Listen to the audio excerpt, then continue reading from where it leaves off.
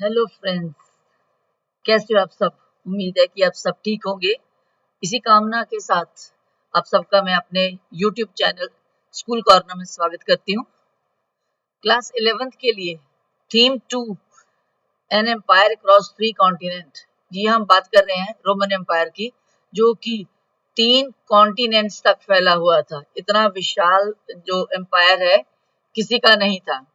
सो Roman empire 3 continent कौन से जिनमें फैला हुआ था? यूरोप, एशिया और अफ्रीका।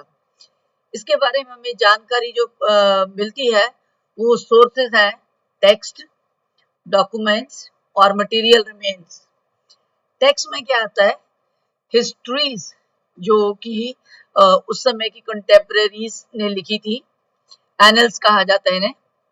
और जो डॉक्यूमेंट्स हैं उसमें इंस्क्रिप्शन आ जाती है, कुछ डॉक्यूमेंट्स है, कॉन्ट्रैक्ट्स हैं, अकाउंट्स है, लेटर्स हैं, जो कि पपायरस ट्रीज पर लिखे गए, वहां उसके जो लीव्स है उसके ऊपर लिखे गए थे, क्योंकि वहां पर जो ट्री है ये बहुत इजीली अवेलेबल था। और जो मटेरियल रिमेन्स है, जिसे कि हम नॉर्मली आर्कियोलॉजिकल सोर्सेज भी कह देते हैं। मटेरियल रिमेन्स में बिल्डिंग्स है, पॉटरी है, मॉन्यूमेंट्स है, कॉइन्स है, स्ट्रक्चर है और मोज़ेक। ये सारी चीजें जो मटेरियल रिमेन्स में आ जाती है हमारे पास। अब जो दो कॉन्टिनेंट्स है जिसकी हम बात कर रहे हैं, एक रोमन एम्पायर है और एक ईरान की बात कर रहे हैं। ये दो एम्पायर्स ने यहाँ पर इस एरिया पर रूल किया है। सो दोनों एम्पायर जो ruled between the birth of Christ से लेकर के करीब 630 सीई कॉमन एरा तक इन दोनों एम्पायर्स ने रूल किया है। सो चाहे ये नेबर्स थे दोनों, लेकिन जमीन का एक छोटा सा टुकड़ा, एक नैरो स्ट्रिप ऑफ लैंड जो है इन दोनों को अलग करता था। ये टुकड़ा कहाँ पर था? ये रिवर यूफ्रेट्स के पास था, जो कि ईरान और रोमन एम्पायर रोम को अलग करता था। दोनों पड़ोसी होने के साथ साथ दोनों राइवल्स भी थे, दोनों में दुश्मनी भी थी, और they fought against each other for much of their history time period. मतलब जितना टाइम तक इन दोनों ने रूल किया है, आपस में इनकी राइवलरी, दुश्मनी, कट्टरता जो है वो इन दोनों साम्राज्यों के बीच में रही। अब हम बात करते हैं कि रोमन एम्पायर कैसा था, कहाँ तक फैला हुआ था, जो ईरान जो है वो कहाँ तक था। Roman empire stretched from Spain in Europe to Syria in east में लेकर along the Mediterranean sea to Africa desert. मतलब ये अगर आप मैप में देखते हो तो ये सारा एरिया जो है वो क्लियर हो जाता है कि रोमन एम्पायर इतना विशाल साम्राज्य था कि मेडिटेरेनियन सी के नॉर्थ और साउथ तक जो है वो फैला हुआ था। इसके अलावा बात करें नॉर्थ में, इसकी जो दो बाउंड्रीज हैं that were marked by river Rhine और डेनोबे, और साउथ में सहारा डेजर्ट था। और जो ईरानियन एम्पायर था that control the entire area south of Caspian sea. नीचे आगे जो हम बात करेंगे, मैप दिखाकर दोबारा से एक बार फिर से समझा दूं कि यहाँ पर ये कैसे है कि कैस्पियन सी के साउथ में ईरान जो है वो सारे एरिया पर अपना अधिकार जमाए हुए था। साउथ में टू द वहां से लेकर साउथ से लेकर टू द ईस्टर्न अरेबिया तक, और at times large part of Afghanistan. मतलब उसमें अफगानिस्तान का भी जो काफी हिस्सा है ईरान के साम्राज्य में शामिल था। अब बात करते हैं कि जो रोमन एम्पायर है उसको कितने पार्ट्स में डिवाइडेड था। दैट इज 2 फेजेस थे उसके। फर्स्ट है early Roman empire and last आ जाता है second is later Roman empire. अब ईरानियन एम्पायर जो है उसमें क्या, Iran control the entire area south of this one, लेकर के लार्ज पार्ट ऑफ अफगानिस्तान का हिस्सा इसमें आ जाता है। सो यहाँ के बीच में जो टोटल है इसका 1 से लेकर के करीब ये 7th सेंचुरी तक ये टाइम पीरियड है, जिसमें 1 to जो 3 तक का टाइम पीरियड है, 3rd सेंचुरी तक का जो है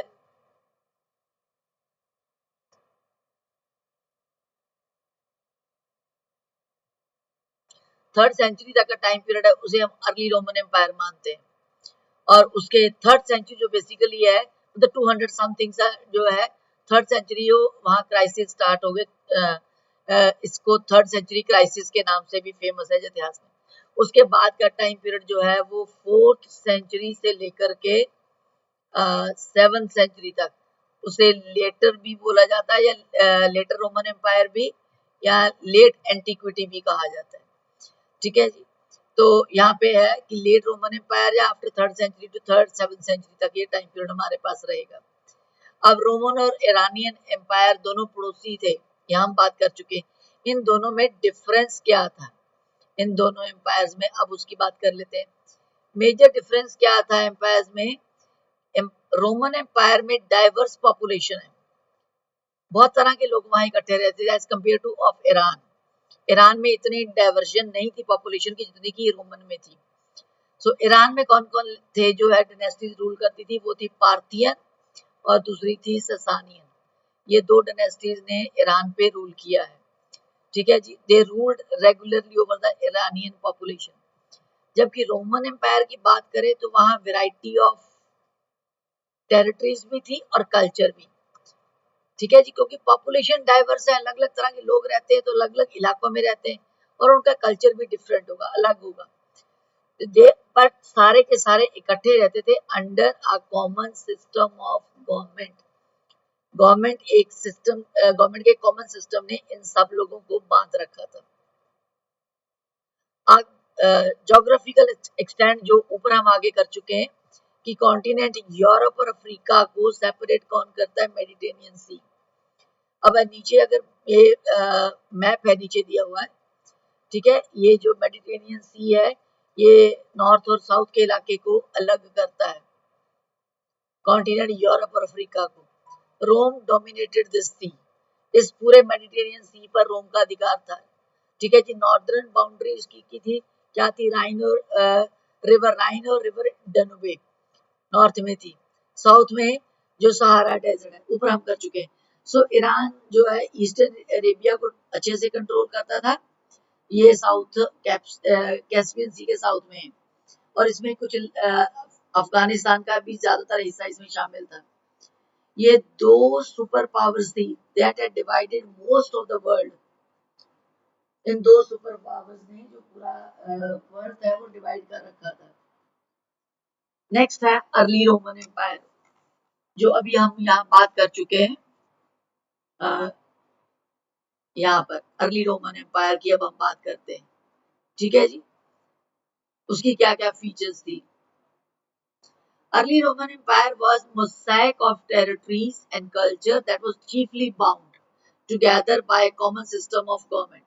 मतलब ये एक मोसाइक था टेरिटरीज का, अलग अलग तरह की टेरिटरीज थी, कल्चर थी, जिन्हें सबको एक साथ बांध कर रखा होता है कॉमन सिस्टम ऑफ गवर्नमेंट ने। बहुत सारी लैंग्वेज जो है यहाँ पर बोली जाती थी, बहुत सारी लैंग्वेज, लेकिन एडमिनिस्ट्रेशन के पॉइंट ऑफ व्यू से देखा जाए तो शासन प्रबंध का जो काम है वो दो भाषाओं में, लैटिन और ग्रीक भाषा में होता था। सो ग्रीक जो है वो कहाँ बोली? ग्रीक वाज स्पोकन और written by upper class of eastern side. ठीक है, साइरेनिका यहाँ पे आ जाता है एरिया जहाँ ईस्टर्न साइड पे, यहाँ पर ग्रीक लैंग्वेज जो है बोली जाती है। मैप से भी समझ लेते हैं कहाँ पर पड़ता है साइरेनिका, ये रहा ईस्टर्न साइड में, यहाँ पर ग्रीक भाषा जो है वो बोली जाती थी। ठीक है, नेक्स्ट आ जाता हमारे पास लैटिन भाषा कहाँ बोली जाती थी? वेस्टर्न साइड पे, दैट इज ट्राइपॉलिटेनियन, ये यहाँ पे आ जाता है वेस्टर्न साइड पे, ये रहा। यहाँ पर लैटिन भाषा जो है वो अपर क्लास के जो लोग हैं बोलते थे। सो ग्रीक जो बोली और लिखी जाती है अपर क्लास। अच्छा, नेक्स्ट हमारे पास आ जाता है अगस्तन एज, इसको हम अगस्तन एज कह देते हैं, जहाँ रूलर जो अगस्तस है उसने एम्पायर एस्टेब्लिश किया। Augustan age is remembered as the age of peace. मतलब इसके टाइम पर ज्यादातर जो जितने इलाके कॉन्कर करके इसने एक विशाल साम्राज्य स्थापित कर लिया और उसके बाद वहां शांति स्थापित रही। इसकी एज ऑफ पीस इसके टाइम पीरियड को कहा जाता है। So it brought a peace after decades of internal strife.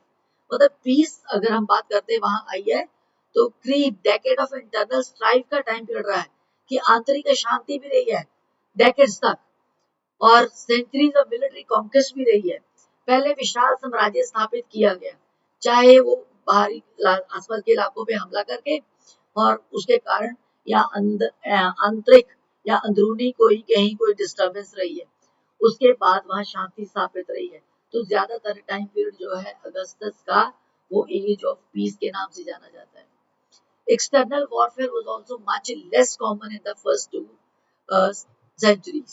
मतलब फर्स्ट और सेकेंड सेंचुरी अगर बात करें तो वहां पर एक्सटर्नल वॉरफेयर भी इतना नहीं था। जहाँ जब शांति स्थापित होगी तो इतना ज्यादा वो टाइम पीरियड नहीं, तो उसके बाद डिस्टर्बेंस क्रिएट नहीं हुई। सो बात करते हैं कि इस रजीम को एस्टैब्लिश किसने किया, that was by Augustus, first emperor था। Time period 27 BCE। सो इसके रजीम को, इलाके को प्रिंसिपेट कहा जाता था। So Augustus was the sole ruler and only real source of authority. Augustus को ये रियल सोर्स ऑफ अथॉरिटी माना जाता था, अकेला शासक। इसे लीडिंग सिटिजन भी कहा जाता था, लेकिन फिर भी he was not an absolute, निरंकुश या एक कहते थे ना कि तानाशाह रूलर नहीं था वो अगस्टस। सो एम्परर को कैसे जज किया जाता था वहां पर, उसका सेनेट के प्रति बिहेवियर क्या है। सेनेट क्या है, एक तरह की पार्लियामेंट, हम लोग पार्लियामेंट बोलते हैं, संसद है, उसके दो भवन है, अपर लोअर हाउस। तो वहां पर तब सेनेट जो है वो पार्लियामेंट को सेनेट बोला जाता था रोम में।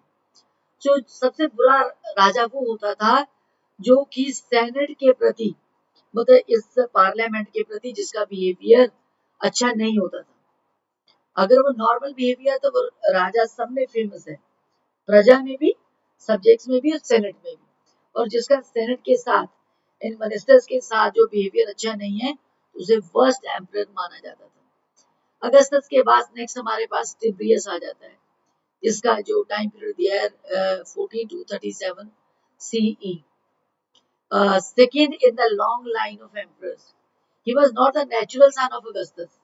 वो अगस्टस का नेचुरल सन नहीं था, रादर ही वाज अडॉप्टेड सन। क्यों अडॉप्ट किया गया था, फॉर प्रॉपर या स्मूथ फंक्शनिंग ऑफ एडमिनिस्ट्रेशन, सही तरीके से शासन प्रबंध चलाने के लिए इसको अगस्टस ने अडॉप्ट किया था। ट्रेजन नेक्स्ट आ जाता है। He occupied the territory across the Euphrates, Euphrates के बाद की जो टेरिटरी है इस पर अधिकार था ट्राजन का। But he was that area was abandoned by his successor. वो ज्यादा देर तक इतने बड़े साम्राज्य को होल्ड नहीं रख सके या बचा के नहीं रख सके। ये हमारे पास रूलर के बारे में आ जाता है जी। नेक्स्ट है हमारे पास आ जाता है सेकंड पॉइंट, वो है सेनेट, एक तरह की parliament. So body that had controlled Rome when it was republic. Republic के टाइम पर रोम पर अधिकार किसका था, सेनेट का। रूलर की बजाय पूरे रोम पर अधिकार सेनेट करती थी, संसद करती थी। सो ये एक ऐसी ऑर्गेनाइजेशन है that representing the aristocracy class, कुलीन तंत्र, जो एलाइट्स है वो सारे। तो वो लोग कौन थे, वेल्दिएस्ट फैमिली ऑफ रोमन और बाद में इटली के जमींदार, लैंड ओनर। पहले रोमन के अमीर फैमिली परिवार जो थे वो सेनेट के मेंबर बनते थे, और बाद में इटली के जो जमींदार है वो सेनेट के मेंबर बने। इन दो की प्लेयर्स के अलावा थर्ड हमारे पास आ जाता है आर्मी। अदर की इंस्टीट्यूशन वाज आर्मी। अब आर्मी की क्या फीचर्स थी यहाँ पर, कि Roman had a paid professional army where soldier had to put about 25 years of service. मतलब रोम के पास जो आर्मी थी वो प्रोफेशनल आर्मी थी। वहां पर हर सोल्जर को अपनी जिंदगी के जो 25 साल है वो अपनी सर्विस जो है सेना में देनी पड़ती थी। This army was the largest single organized body, मतलब बहुत विशाल एक सिंगल ऑर्गेनाइजेशन बॉडी थी एम्पायर में। आर्मी के पास पावर थी कि वो राजा की किस्मत का फैसला कर सके, decide the fate of emperor, उसकी किस्मत का। Senate that hated and feared the army. अब सेनेट की आर्मी से नहीं बनती थी, मंत्रियों की, एलाइट क्लास की। क्यों, उससे डरते थे और नफरत भी करते थे, क्योंकि जो आर्मी है एक तरह का, उनके पास हथियार है तो वो कभी भी वायलेंट हो जाते थे। उनके पास हथियार होने के कारण वो कहीं पर भी जो है वायलेंस करनी शुरू कर देते। इसलिए ऐसा डर भी था जिसके कारण सेनेट जो है सेना से नफरत करती थी। So at its peak in the second century में बात करें, मतलब जो दूसरा सेकेंड सेंचुरी का टाइम पीरियड है वो अपनी पीक सेशन पर था। तो रोमन एम्पायर स्ट्रेच्ड, उसकी अगर देखें कितना रोमन एम्पायर फैला होता, स्कॉटलैंड, इंग्लैंड से लेकर के border of Armenia and from Sahara to Euphrates, इतना विशाल साम्राज्य जो है ये रोमन का फैला होता सेकेंड सेंचुरी तक। सो की जो मेन थ्री प्लेयर्स है पॉलिटिकल हिस्ट्री ऑफ एम्पायर में, एम्परर है जो कि सोर्स ऑफ अथॉरिटी है, सेनेट है बॉडी ऑफ वेल्थिएस्ट फैमिली, ऊपर हम सब कर चुके हैं तीनों ही, आर्मी पेड और प्रोफेशनल है, ठीक है, ये हम ऊपर कर चुके हैं। अब ये एडमिनिस्ट्रेशन कैसे इतने वास्ट एम्पायर का चलाया जाता था। सो अब है एडमिनिस्ट्रेशन की बात करते हैं कि इतने विशाल साम्राज्य का शासन प्रबंध कैसे चलाया जाता था। So vast Roman Empire was controlled and administered with the help of urbanization, मतलब शहरीकरण कर दिया गया पूरे साम्राज्य का। So जो टेरिटरीज थी उनको प्रांतों में बांट दिया गया और टैक्स लगाए गए, मतलब they were subject to the taxation, यहाँ पर है। So कुछ जो एरियाज है वहां पर है Carthage, Alexandria, Antioch, that lined the shores of Mediterranean Sea. तो ये जो एरियाज का लिखा गया है ये मेडिटेरेनियन सी के किनारे पर थे और ये फाउंडेशन थे इंपीरियल सिस्टम का, कि यहीं से जो है इंपीरियल सिस्टम शासन प्रबंध जो है वो शुरू किया गया। सो इन सिटीज द्वारा government was able to collect the taxes from provincial country sides, provincial मतलब प्रांतीय, country sides which gathered much of the wealth, मतलब इस टैक्स से बहुत सारा पैसा जो सरकार को इकट्ठा हो रहा था।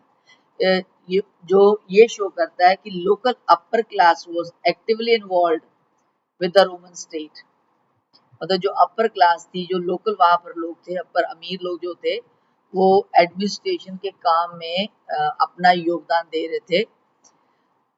कैसे? They're administering their own territories and collecting taxes, तो सरकार उनसे टैक्स कलेक्ट कर रही थी, इस तरीके से वो शासन प्रबंध चलाने में अपना योगदान दे रहे थे। सेकेंड और थर्ड सेंचुरी के अगर टाइम पीरियड की बात करें हम लोग यहाँ पे, provincial upper classes that provide experienced officer that administered the provinces and commanded the army, और द सेकेंड और थर्ड सेंचुरी के बीच में जो है वो प्रोविंशियल प्रांतों की अपर क्लास जो है, यहाँ पे जो हम बात करें अपर क्लास है, जो एलाइट क्लास है, उन लोगों के पास काफी एक्सपीरियंस ऑफिसर थे और एडमिनिस्ट्रेटर थे जिनको शासन प्रबंध चलाने का अनुभव था। सो ये लोग प्रोविंसेस को चलाने में, शासन प्रबंध चलाने में अपना योगदान दे रहे थे, आर्मी को कमांड कर रहे थे, कंट्रोल कर रहे थे। So in this way they became the new elite of Roman empire, मतलब ये जो अपर क्लास है ये न्यू एलाइट बन गई, एक तरह के मिनिस्टर्स, ठीक है, ये बन गए रोमन एम्पायर के। They control the army and look after the provincial administration, army को कंट्रोल करने के साथ साथ प्रांतीय शासन प्रबंध का भी ध्यान रखते थे। So they became much more powerful than the senatorial class, जो हमारी इस संसद है उससे ज्यादा ये जो एडमिनिस्ट्रेटर थे ये ज्यादा पावरफुल हो गए, because they had the banking of the emperors, क्योंकि इन्हें शासक रूलर का जो सपोर्ट था वो प्राप्त था। सो एम्परर गैलिनस जो है he consolidated their rise to power, और इस अपर क्लास का जो राइज टू पावर है उनको सत्ता हासिल करने में इस एम्परर ने अपना योगदान दिया। सेनेटर्स, संसद के लोगों को बाहर निकाल दिया मिलिट्री कमांड से। सो मिलिट्री किसकी होगी? अंडर यहाँ पर जो हम बात कर रहे हैं कि अपर क्लास के, ठीक है जी, लोकल अपर क्लास के अंडर आर्मी होगी, तो सेनेट को आर्मी के कंट्रोल से दखल कर दिया गया, अलग कर दिया गया। So he did this in order to prevent the control of empire from falling into their hands, मतलब ऐसा इसलिए किया गया कि जो पूरे शासन प्रबंध का एक बागडोर है, कंट्रोल है, वो सेनेटर के हाथों में ना चला जाए, संसद के हाथों में ना चला जाए, ठीक है। ये हमने एडमिनिस्ट्रेशन की यहाँ पर बात की है। नेक्स्ट आ जाता है ये कई बार आपके लिए 2 मार्क्स या 1 मार्क का क्वेश्चन एमसीक्यूज में भी आ सकता है कि रोमन सिटी क्या है, व्हाट डज इट मीन। ये बुक में भी है।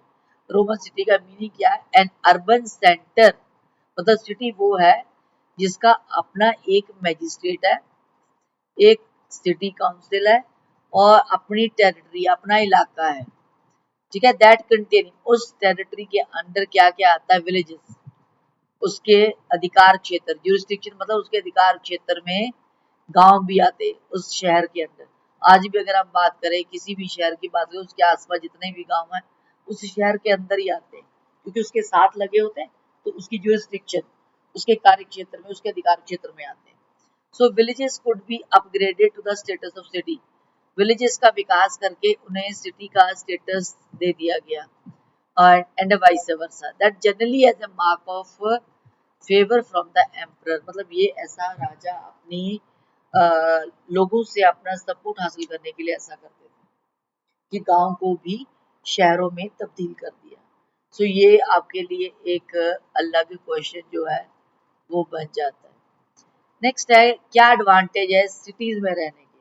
आज भी आप अगर देखो तो सिटीज में रहने के बहुत से एडवांटेजेस हैं विलेजेस के कंपैरेटिव में। तो तब भी ऐसा ही था कि कैसे लोग जो है वो सिटी में रहते हैं तो उनको क्या फायदा या क्या एडवांटेजेस जो है वो मिलते हैं। Main advantage living in city was that it might be better provided for, मतलब कुछ अपॉर्चुनिटीज है वो बेटर प्रोवाइडेड होती है सिटीज में as compare to the villages. Villages में उतनी अपॉर्चुनिटीज नहीं मिलती जितने की शहरों में मिलती है।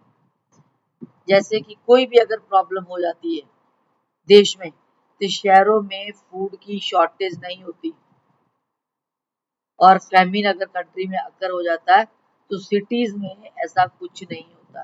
ये सारी चीजें सिटीज में उपलब्ध होती है।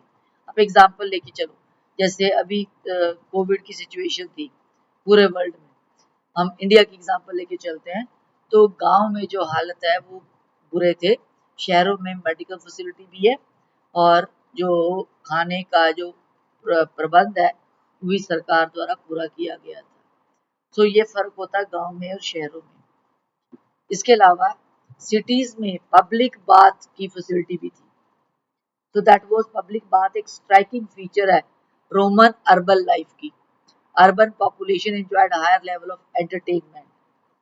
ठीक है, सो पब्लिक जो बात है अब वो एक बहुत इंपॉर्टेंट फीचर था यहाँ पर। अर्बन पॉपुलेशन हाई लेवल का एंटरटेनमेंट उन्हें इस एक पब्लिक बात से मिलता था। सो वाटर एक सीक्रेट एलिमेंट है ईरान के लिए, बट वहाँ के जो क्लर्जी है उनके लिए पब्लिक बात जो है वो मतलब एक अच्छी चीज नहीं समझते थे, इसलिए क्लर्जी इसके अगेंस्ट थे पब्लिक बात के। पानी उनके लिए सीक्रेट है, सीक्रेट एलिमेंट है उनके लिए।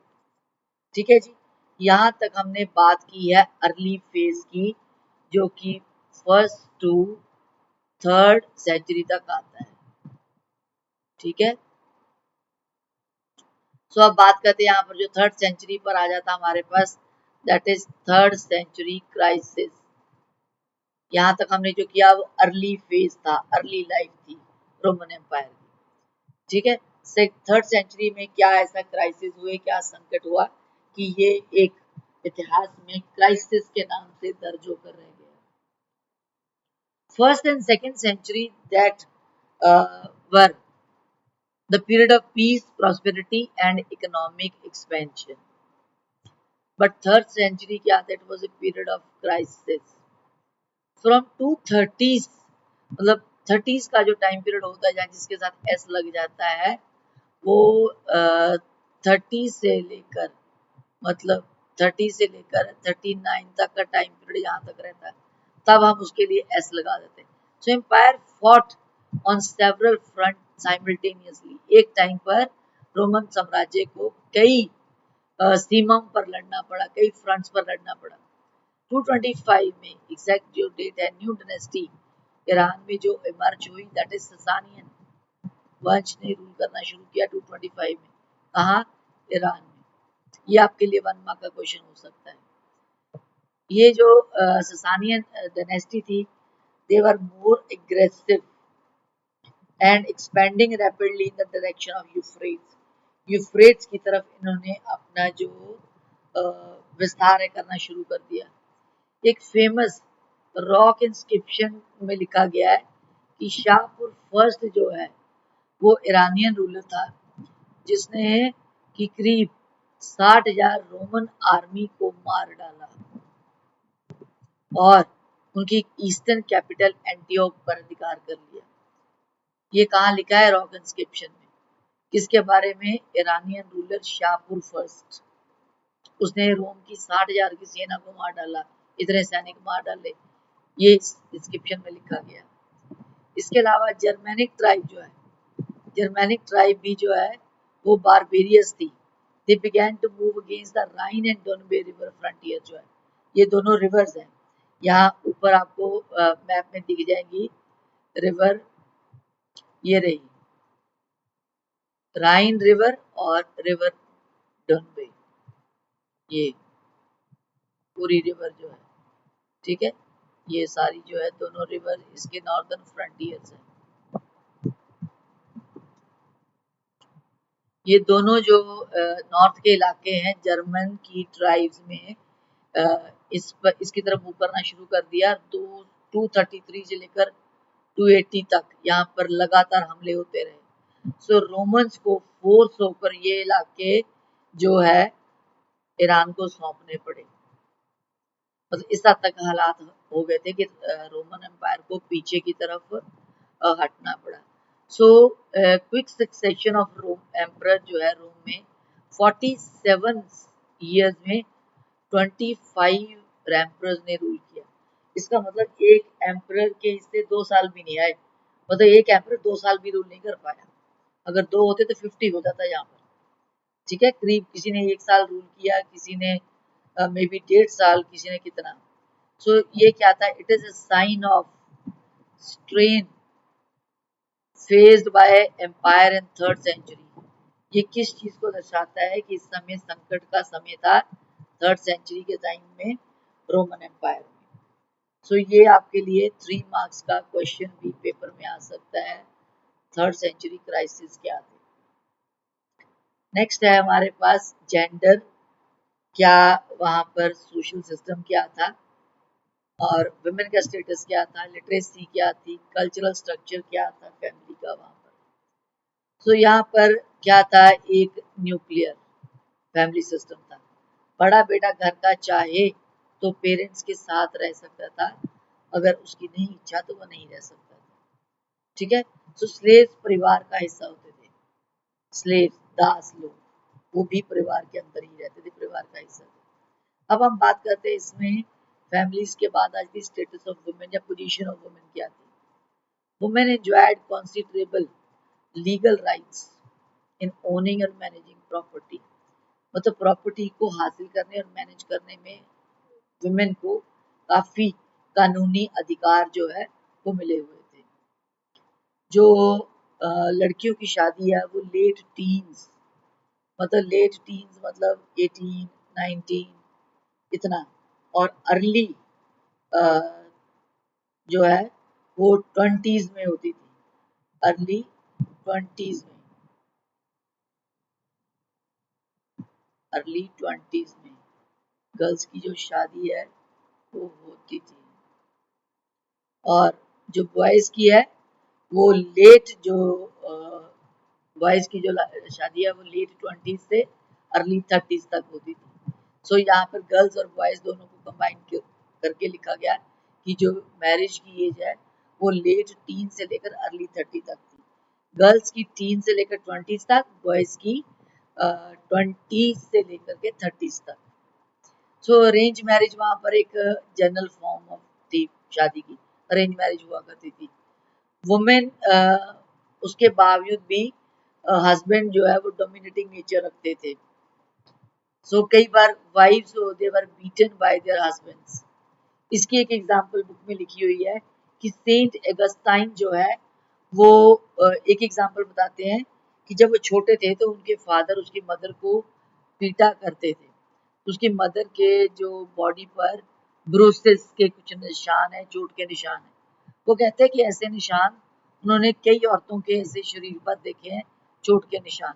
इसका मतलब वहां पर औरतों को जो है वो पीटा जाता था। ये एक एग्जाम्पल, ये एक फैक्ट डिस्क्राइब किया गया है सेंट एगस्टाइन, जो कि ग्रेट कैथोलिक बिशप थे, ठीक है, उन्होंने ये डिस्क्राइब किया है यहाँ पर। सो जो फॉर्म ऑफ मैरिज है वो ऐसी थी कि वाइफ अपना जो है did not transfer to her husband's authority, वो उसके घर नहीं जाती थी, अपना जो सामान है वो हस्बैंड के घर पर बेच करके वो अपने फादर के पास रहती थी। फुल राइट था उसका अपने फादर की प्रॉपर्टी में, नेटल फैमिली अपने पेरेंट्स की फादर की प्रॉपर्टी में उसको पूरा अधिकार था।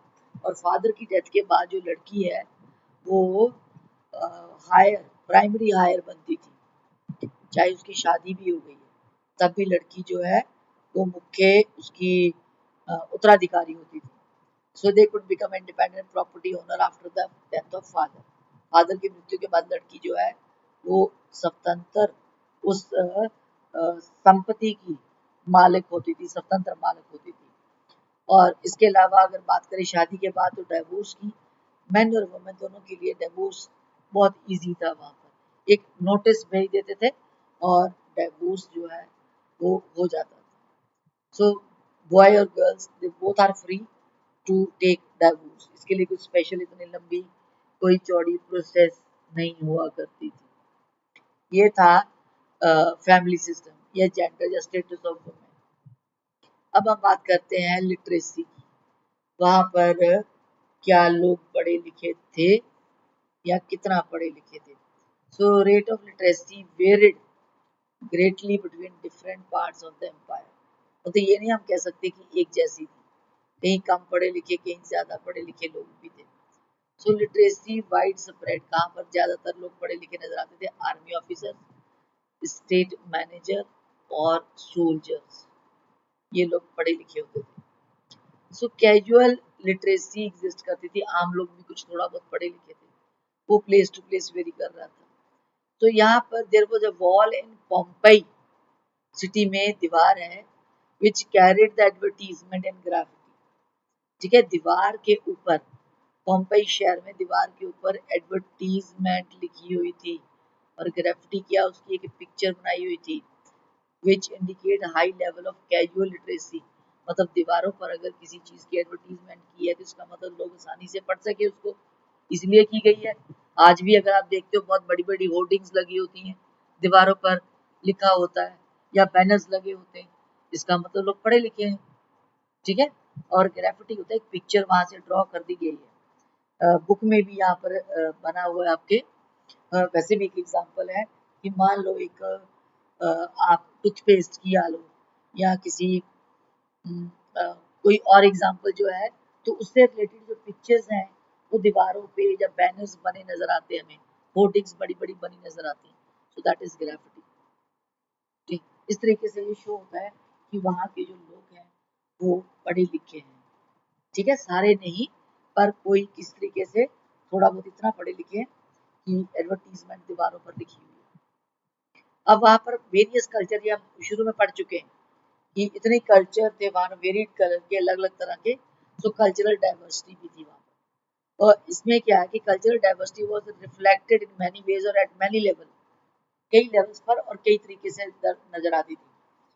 वास्ट डाइवर्सिटी हमें नजर आती है धार्मिक संप्रदायों में या वहाँ के देवी देवताओं में, ठीक है, पॉपुलैरिटी ऑफ लैंग्वेजेस में दैट वर स्पोकन और स्टाइल्स ऑफ ड्रेसेस में जो लोग वहाँ पहनते थे। और डाइवर्सिटी किसमें, वेरिएशन किसमें, धार्मिक संप्रदायों में भी बहुत बहुत धर्म के संप्रदाय थे, अलग अलग तरह के धर्म थे वहाँ पर, और बहुत सारे देवी देवताओं का प्रचलन था, कई तरह की भाषाएं बोली जाती थी या कई तरह की जो लोग ड्रेसेस पहनते थे, ठीक है।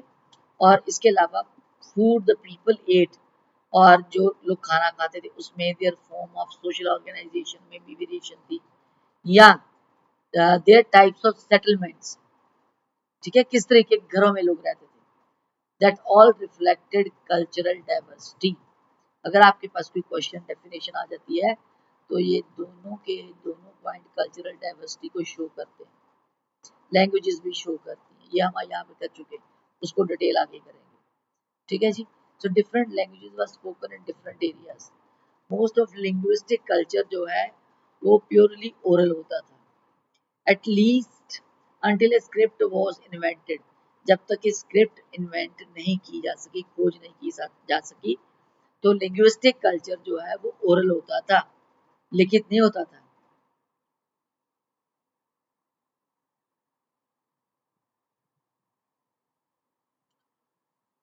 As late as 5th century, Armenian began to be used as written form of language.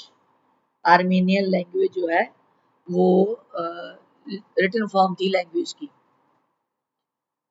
Other areas में अगर बात करें तो लैटिन भाषा, spread of Latin displace the other wide spread written form of languages. मतलब लैटिन भाषा प्रचलित हुई तो बाकी की जो भाषाएं जो थोड़ी बहुत पहले थी वो खत्म हो गई। ठीक है जी, डिस्प्लेस उसको खत्म कर दिया गया, उसकी जगह पर लैटिन भाषा का प्रचार हुआ। सो यहाँ तक हमारे पास लैंग्वेजेस, ड्रेसेस और अगर हम बात करें लोकल डाइटीज की, संप्रदायों की जो कल्चरल वेरिएशन शो करता है वहां पर हमारे लिए। ठीक है, आई होप कि आपको ये सारा कंटेंट अच्छा लगा होगा। अगर अच्छा लगा हो तो वीडियो को लाइक, शेयर और सब्सक्राइब करना ना भूलें, और कमेंट बॉक्स में लिखकर बताइए कि कंटेंट कैसा था और आपको नेक्स्ट वीडियो किस टॉपिक पर चाहिए। Thank you.